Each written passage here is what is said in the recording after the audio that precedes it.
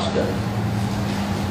Bersama kita baca ayat 1 sampai ayat 4. 1, 2, 3. Lalu datanglah segala suku Israel kepada Daud di Hebron dan berkata, ketahuilah kami ini darah dagingmu. Telah lama ketika Saul memerintah atas kami, engkaulah yang memimpin segala gerakan orang Israel.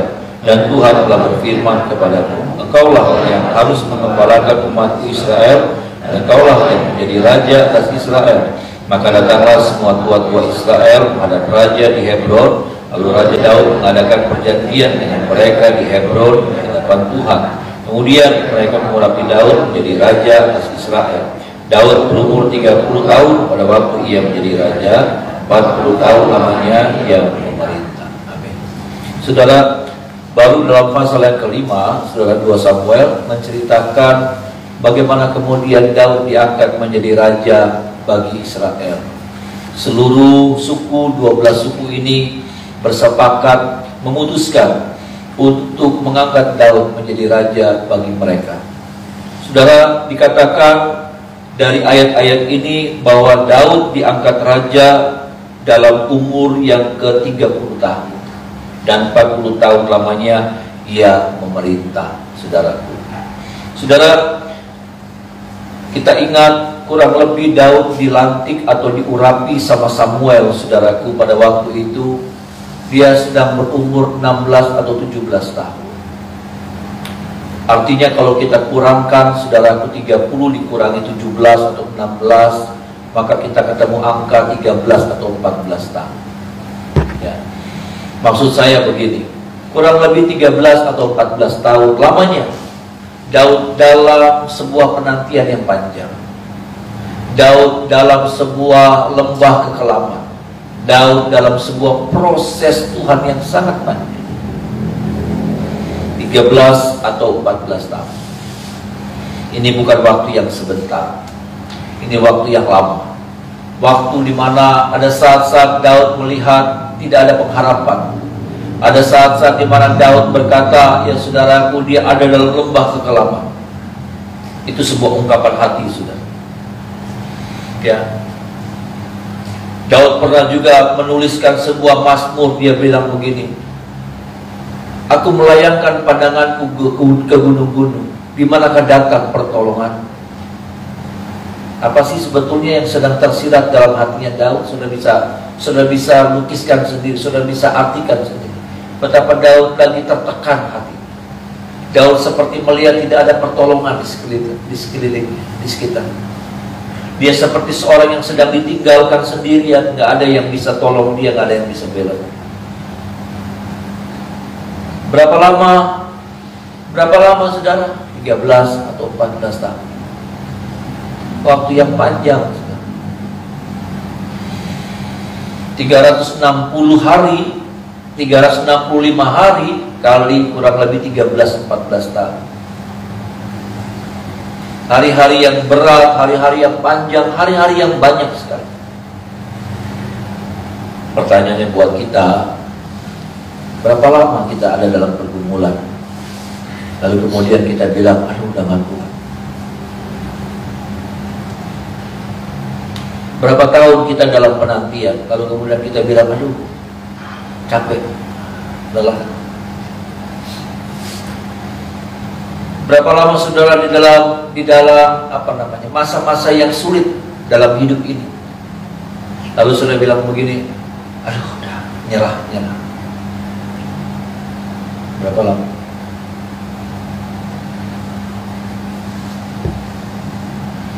Seringkali kita punya pikiran yang salah tentang Tuhan. Ya. Kita melihat Tuhan dengan cara berpikir kita. Ya. Kita suka berkata begini, saya berdoa dan Tuhan tolong saya. Saya beriman dan Tuhan bela saya. Ada saatnya seperti ini. Ada saatnya seperti saudara bikin kopi instan, tinggal buka, tinggal sobek, tinggal tuang, kucurin air, tunggu, sudah bisa. Tapi ada saatnya, saudaraku, untuk bisa menikmati itu sudah harus pergi dulu ke kebun kopi. Saudara mesti petik kopi, saudara mesti jemurin kopi, saudara, ya. Lalu kemudian setelah itu saudara mesti cuci itu kopi. Baru kemudian saudara harus panggang, saudaraku, ya, roasting itu kopi. Setelah di roasting, saudaraku, setelah dipanggang, ya saudara, saudara harus grinder itu kopi, saudara harus giling itu kopi.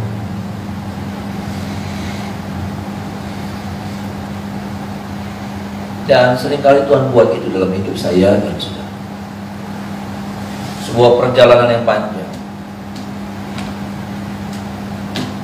16 tahun, 17 tahun itu bukan waktu yang 14, 13 tahun itu bukan waktu yang singkat.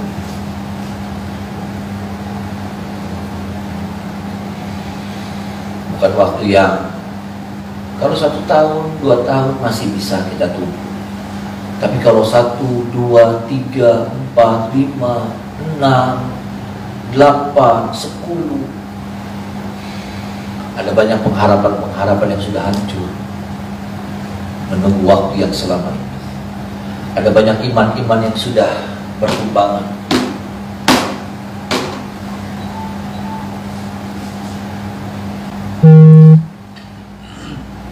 Ada banyak sukacita, optimisme yang sudah pudar, udah berantakan. 13, 14 tahun itu sebuah waktu yang panjang.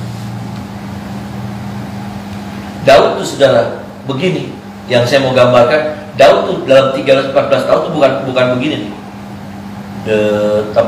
Tambah terus, kalau ini cahaya ya saudara, terus jalan, tambah kelihatan cahayanya, tambah kelihatan, ya kalau di terowongan itu sudah tambah kelihatan, tambah gede, titik cahayanya tambah gede. Enggak. Daud seperti kita juga, seperti saudara, seperti saya.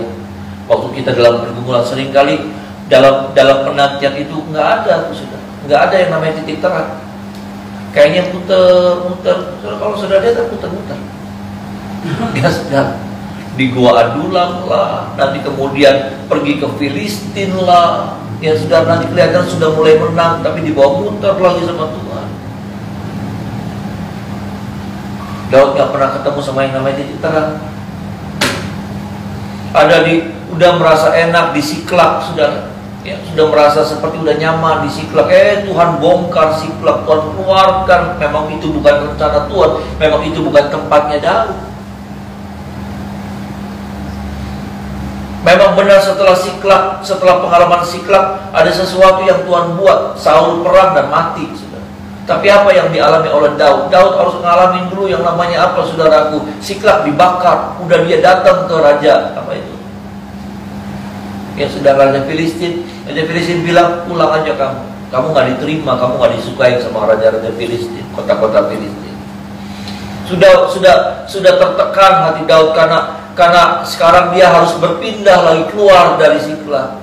Dia pulang ke Siklak bersama dengan orang-orangnya. Yang dia lihat apa, saudara? Siklak sudah dibakar. Sudah bisa bayangkan nggak hidup yang seperti itu? Hidup yang nggak capek-capek itu. Hadapin masalah tuh kayaknya terus masalah maning.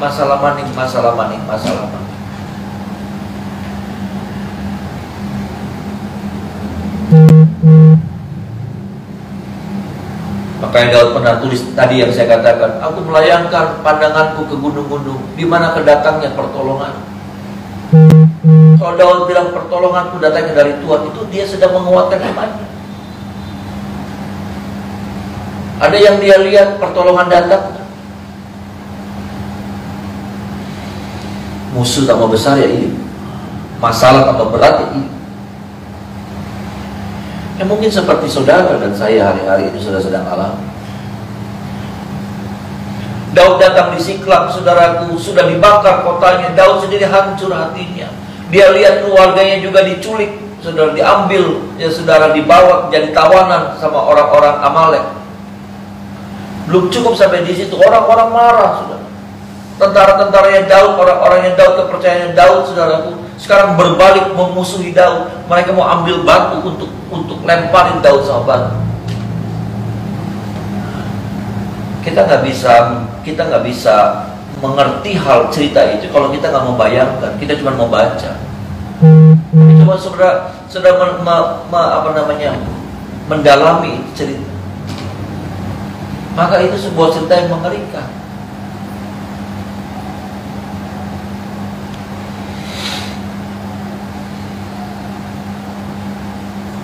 Ini saudara. Lalu kemudian yang saya katakan, berapa lama sudah mengalami kesulitan, kesusahan? Lalu kemudian saudara bilang, udah gak kuat, nyerah. Maaf saudara, pandemi ini COVID-19 baru berapa tahun? Ya. Baru mau hampir 2 tahun. Tapi nanti 2 tahun.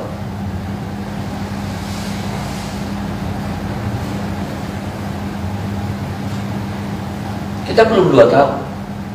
Daud, saudaraku, Daud kelaparan, Daud susah. Dia bukan cuma tentang bagaimana dia dikejar sama Saul, tapi orang dikejar, saudara, bisa makan apa?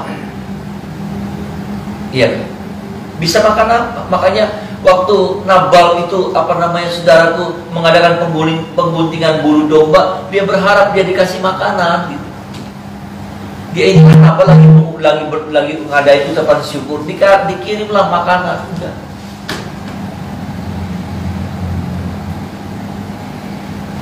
Berapa lama saudara mengalami masalah, berapa kali saudara mengalami pergumulan, lalu kemudian saudara dan saya bilang nyerah, udah gak kuat.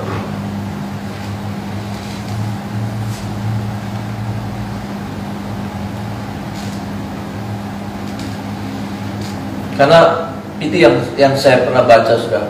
Nakoda yang hebat itu nggak pernah muncul dari danau yang tenang.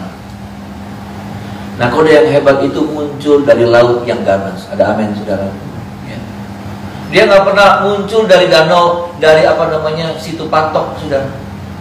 Ya, dari situ patok atau apalagi itu ada danau apa itu yang rendah di atas, ya, saudara. Ya, itu. Lalu kemudian, oh hebat nakoda, nggak pernah ketemu ombak, nggak pernah ketemu yang namanya gelombang, nggak pernah ketemu sama yang namanya angin ribut.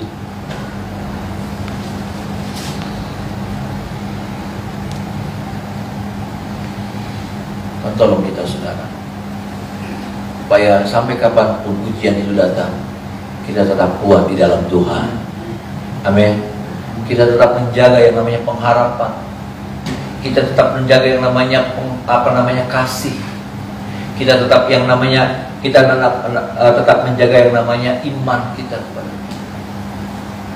Makanya di dalam kitab Wahyu dikatakan ada 3 hal yang iman, pengharapan dalam 1 Korintus pasal yang ke-13 ayatnya kita, saudara, ya. Iman, pengharapan dan kasih. Karena di tengah-tengah pergumulan itu, saudara, ada banyak hal, ada banyak kekecewaan, ada banyak mungkin gesekan-gesekan yang terjadi. Ada banyak hal, pergumulan bukan cuma kita dengan masalah, tapi antara kita dengan kita. Ya.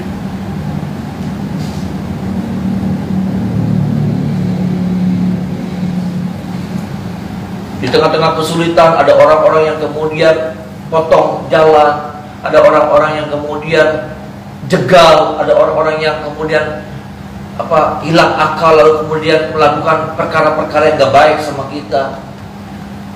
Itu bikin kasih itu jadi hilang.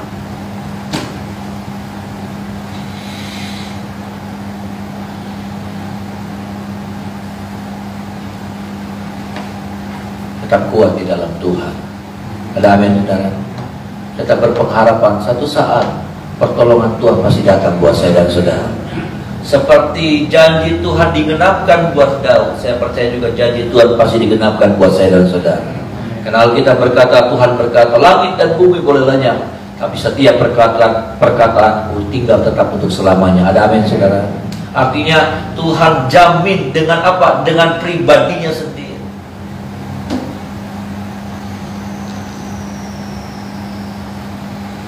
Atas setiap firman-Nya itu jaminannya adalah pribadinya sendiri. Karena firman-Nya sendiri itu adalah pribadinya. Artinya ketika dia gagalkan firman-Nya, dia sedang gagalkan dirinya, dia sangkal dirinya sendiri. Dan itu sesuatu yang tidak mungkin. Tapi Tuhan lagi cari orang-orang yang kuat hari-hari ini. Ada amin, saudaraku. Orang-orang yang tangguh, orang-orang yang bukan orang-orang yang cengengan, yang gampang mundur, yang gampang lemah, gampang menyerah. Aduh. Dan itu masih ada dalam diri kita mungkin, saudara. Itu juga saya harus jujur berkata, itu seringkali masih ada dalam diri saya. Kita harus buang itu dalam nama Yesus. Ada amin, saudara. Kita harus lawan itu, kita harus singkirkan perasaan-perasaan yang lemah, perasaan cengeng, saudara. Ya maaf, perasaan sayang diri yang begitu kuat, ya, ogohan, manja, ya saudara, mudah menyerah, yang seringkali, aduh, itu menguasai kita. Memang tidak gampang, lelah, capek, saudara. Daud, aduh, bayangkan 14-13 tahun mesti masuk dalam masa-masa aduh yang berat. Dia tahu sudah dia diurapi sama Samuel. Dia tahu, dia pegang janji itu. Dia kuatkan, tetapi nggak gampang, saudara. Kenapa? Karena setiap kali dia berharap yang baik, yang tidak baik yang datang. Ya. Selalu dia berkata sesuatu yang baik, tetapi yang tidak baik yang hadir.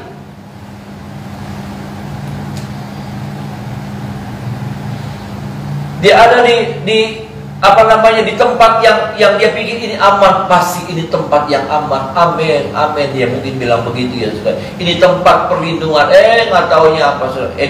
Dia pernah pergi ke NGD. Aduh, ini NGD bagus. Ini pasti Tuhan sudah sediakan. Ini tempat buat saya bersembunyi. Nggak lama, Saul datang. Serang. Daud mesti pergi. Itu yang berat, saudara. Kita berharap, ya saudara, kita mengimani tempat ini tempat yang baik. Udah gak ada masalah lagi, selesai, sudah berhenti semua masalah-masalah pergumulan. Amin, haleluya. Nggak tahu, habis kita doa, datang itu masalah.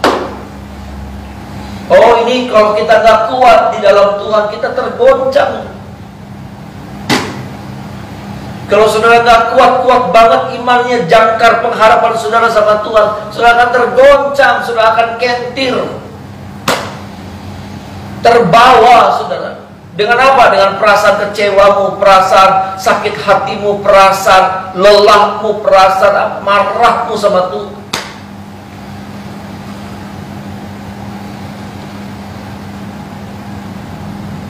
Belas 14 tahun bukan waktu yang singkat.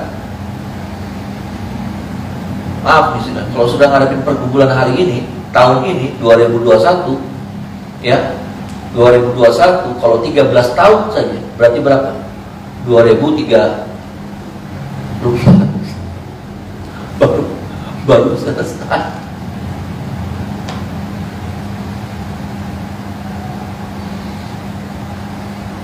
Sudah tahu hukuman orang membunuh, ya saudara? Hukuman buat orang membunuh, saudara membunuh, itu 12 tahun.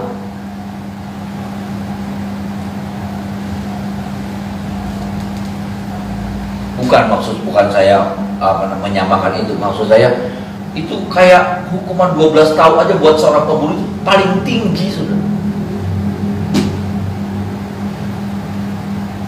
Ya bisa jadi hukuman mati sih, saudara.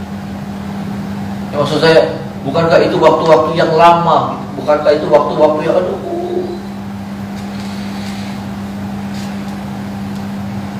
Tapi kalau waktunya Tuhan sudah datang, nggak ada yang bisa melarang, nggak ada yang bisa menghalang-halangi. Ada amin, saudara. Nah, saya percaya waktunya Tuhan pasti datang buat saya dan saudara. Ada amin.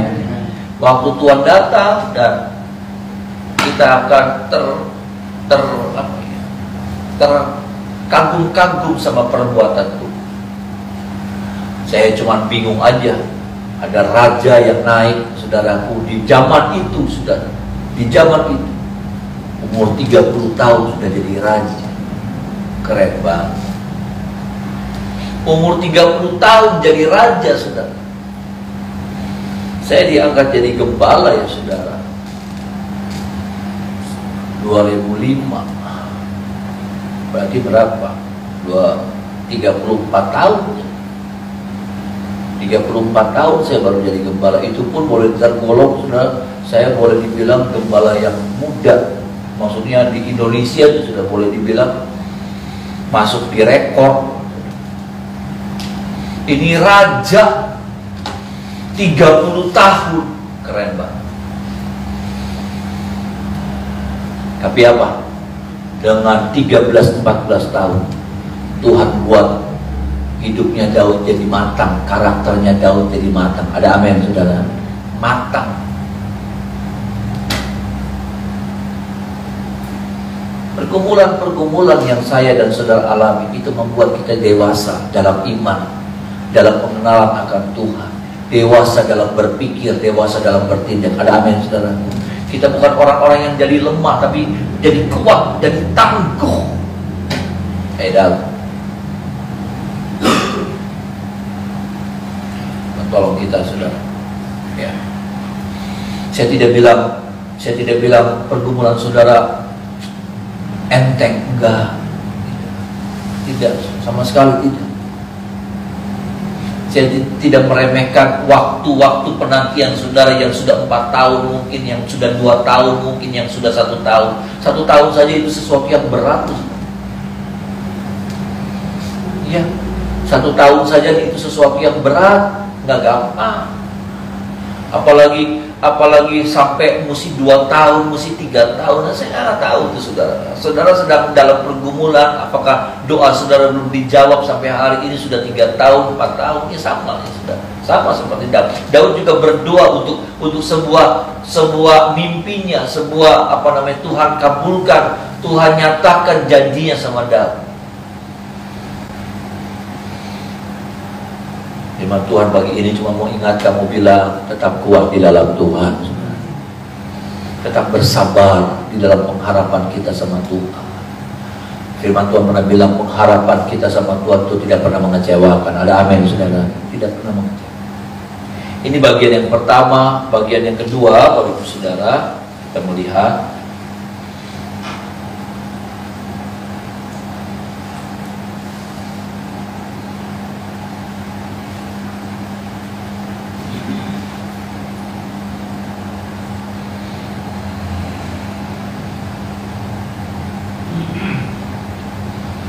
ayat 23 sampai 25, saudara.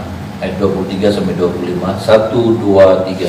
Maka bertanyalah Daud kepada Tuhan, dan ia menjawab, janganlah maju, tetapi buatlah gerakan lingkaran sampai ke belakang mereka, sehingga engkau dapat menyerang mereka dari jurusan pohon-pohon kertau. Dan bila engkau mendengar bunyi derap langkah di puncak pohon-pohon kertau itu, maka haruslah engkau bertindak cepat, sebab pada waktu itu Tuhan telah keluar berperang di depanmu untuk memukul kalah tentara orang Filistin. Dan Daud berbuat demikian seperti yang diperintahkan Tuhan kepadanya. Maka ia memukul kalah orang Filistin, mulai dari Geba sampai dekat Geser. Saudara, pada waktu Daud diangkat jadi raja, kalau kemudian Filistin dengar, Filistin marah, saudara. Ya, kemudian Filistin, ya mungkin Raja Akhis, saudara, ya menyerang Israel, saudara. Tuhan, Daud tanya sama Tuhan, Tuhan, boleh kami maju berperang? Maju berperang. Tetapi kemudian ada hal yang kedua ketika Israel juga maju berperang. Tuhan bilang, saudaraku, ya, ada sebuah strategi Tuhan yang Tuhan berikan sama Daud. Ya, dikatakan, dan bila engkau mendengar bunyi derap langkah di puncak pohon-pohon kertau itu, maka haruslah engkau bertindak cepat, sebab pada waktu itu Tuhan telah keluar berperang di depanmu untuk memukul kalah tentara orang Filistin. Dan kalimat selanjutnya berkata, dan Daud berbuat demikian seperti yang diperintahkan Tuhan kepadanya. Saya cuma mau bilang begini, saudara, ayat 24 itu menjadi sebuah strategi yang aneh, yang gak masuk akal. Daud itu biasa berperang. Daud itu biasa berperang. Ya, Daud tahu strategi-strategi perang. 14 tahun dia ada di medan peperangan. Ya saudara, dia tahu caranya berperang, dia tahu strateginya berperang, dia tahu siasatnya berperang. Tetapi buat dia, saya pikir ya saudara, ayat 24 itu sebuah strategi yang aneh. Dikatakan, ketika engkau mendengar bunyi derap langkah di puncak pohon-pohon kertau itu, maka haruslah engkau bertindak cepat.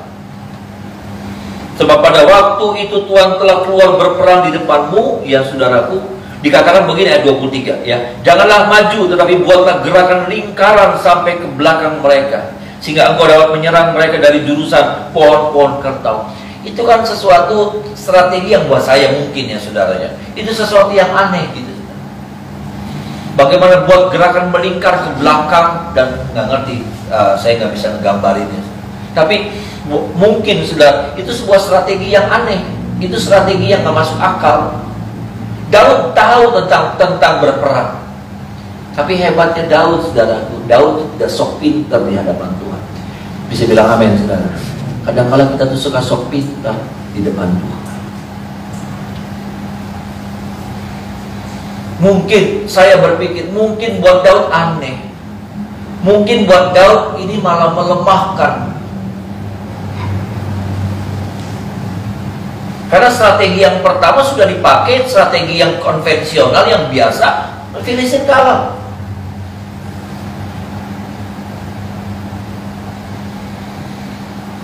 Sama, saudara.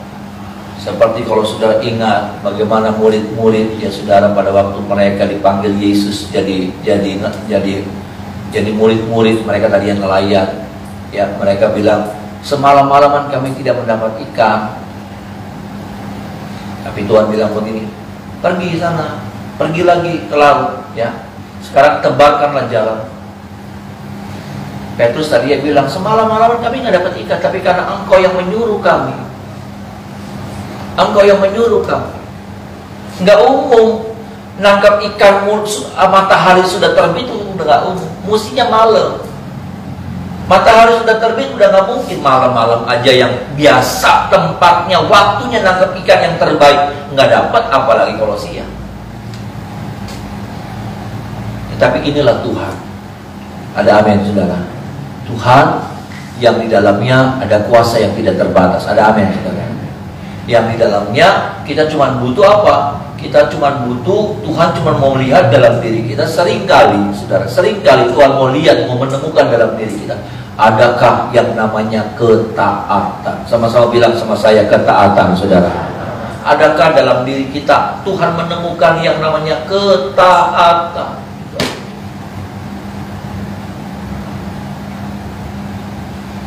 Tuhan cari sebab. Mungkin buat kita nggak masuk akal, tapi Tuhan bisa buat apa saja. Ada apa, saudaraku? Yang kalau Tuhan berfirman, jadi ya jadi, ada ya ada, hadir ya hadir, datang ya datang. Tuhan lagi cari orang-orang yang punya ketaatan. Tuhan lagi mau memuji Daud. Adakah Daud sok pinter di hadapan Tuhan? Lalu Daud berkata, enggak gitu Tuhan, caranya enggak gitu. Saya kan 14 tahun Tuhan taruh di medan perang, saya ngerti loh Tuhan.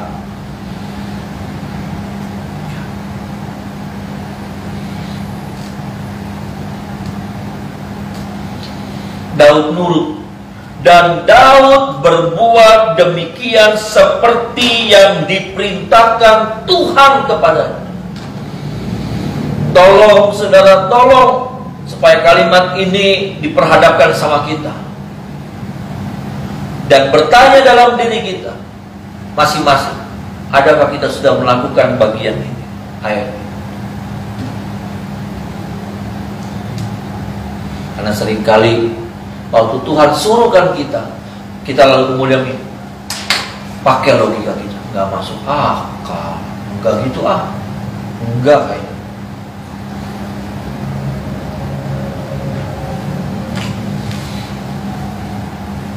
Saya ingat sekali, saudara, waktu Tuhan suruh saya untuk mempersembahkan waktu itu, ya saudara. Istri saya bilang, ya waktu itu mobil, ya saudara. Tapi kan Pak, gereja lagi nggak butuh apa-apa. Gereja nggak lagi punya rencana apa-apa. Hati saya, saudara, hati saya langsung jawab iya ya. Hati saya langsung jawab iya ya. Gereja lagi nggak butuh apa-apa.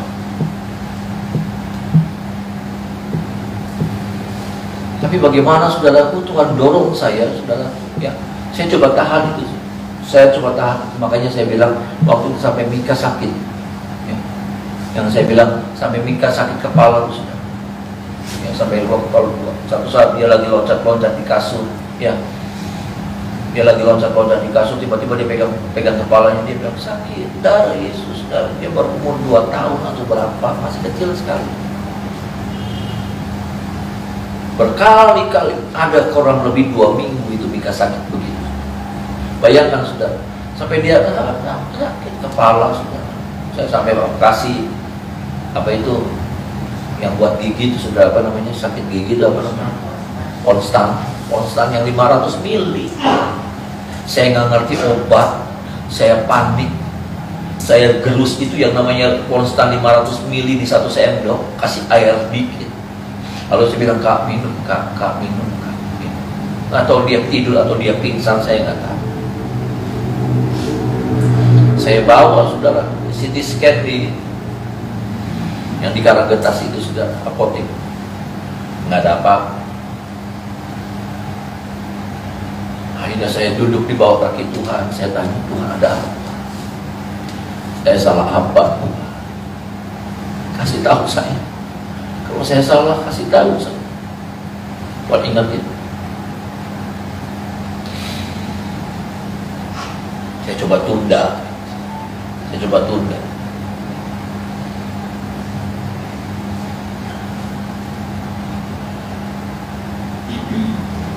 Tuhan lagi cari orang-orang yang lagi belajar taat. Saya nggak ngarang-ngarang, karena saya juga dituntut taat.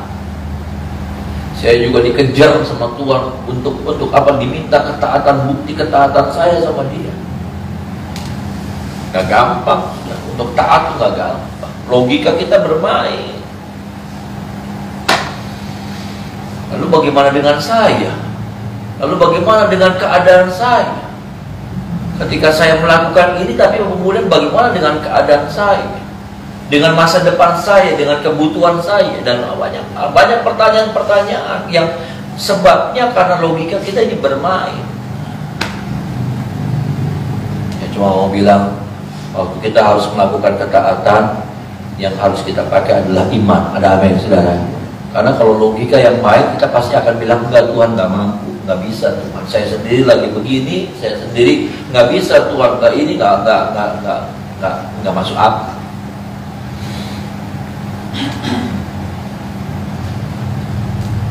Tuhan juga tuntut sama saya ketaatan.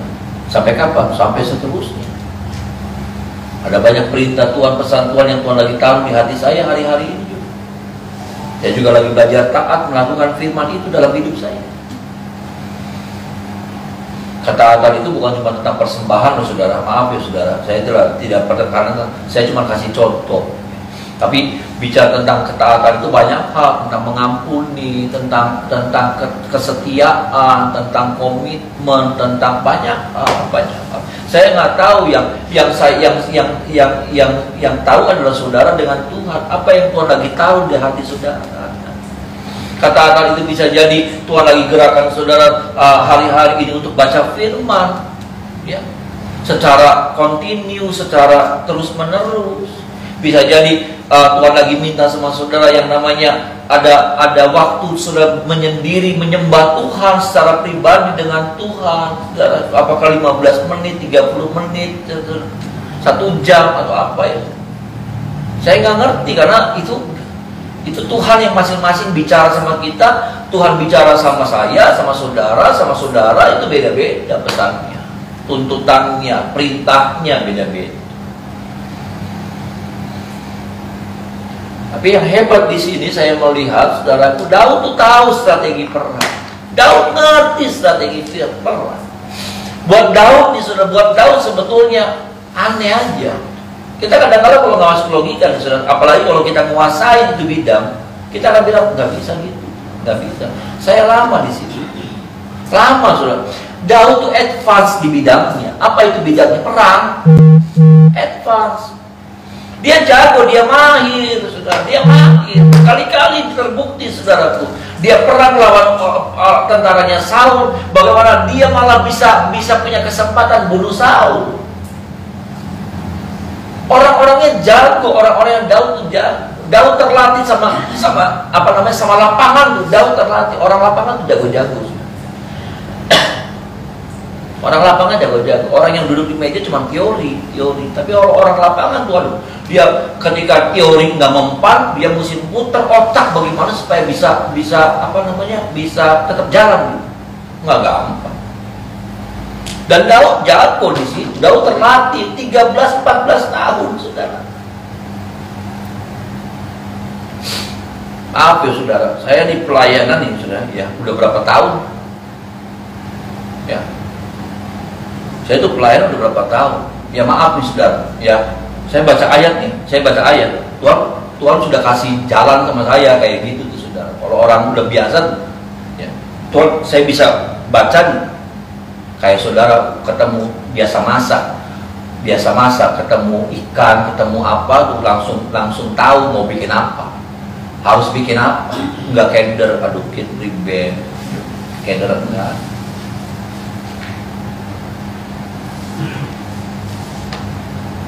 Itu orang advance begitu saudara. Nah Daud tahu, tapi buat Daud perintahnya Tuhan aneh.